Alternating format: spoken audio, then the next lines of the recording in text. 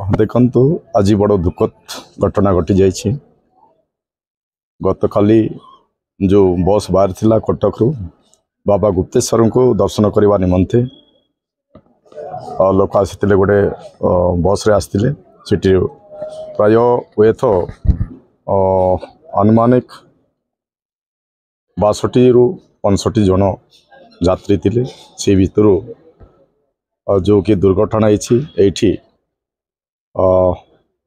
कौन सी कारण यानी ब्रेक पेल द्वारा ही होती बोलिक सूचना आसूची। जेहेतु सिटीर जो यात्री माने कहवा अनुसार एठी 2-3 जनकर मृत्यु वरण करचंती एवं आहत होइचंती केते जन को बैपारीगड़ा मेडिकल रखा जाइछि। एवं आपण मन देखिथिबे एबे वर्तमान मु जयपुर आसली।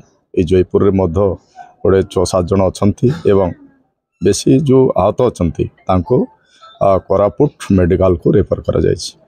ओडिशा सरकार मुख्यमंत्री मोहन चरण माझी घोषणा मध्य यही खबर को शुणिक बेखिसी दुखद प्रकट करछंती एवं मृतक परिवार जनकर 2-2 लाख टंका देवार मध्य गोटे घोषणा करछंती।